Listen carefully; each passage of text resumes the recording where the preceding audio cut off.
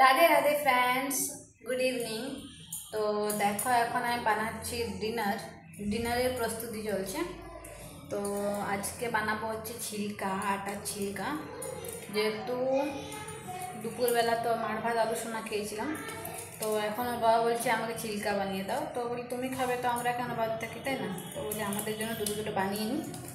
আর রাতে বেশি কিছু খেতেও ইচ্ছা করে না, তো দুটো দুটোই হয়ে যাবে। আর এখন কি হয়েছে শোনো, ছিলকা আর আলুর দম ভেবেছিলাম বানাবো, তো আলুটা সিদ্ধ হতে দিয়েছি আর গেছি আমি সংস্কৃতিকে পড়াতে।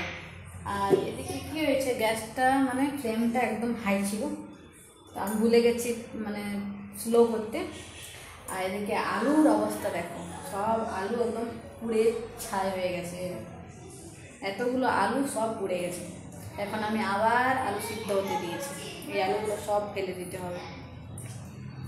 মানে আমি এরকমই কোনো জিনিস মানে বসালে ভুলে যাই।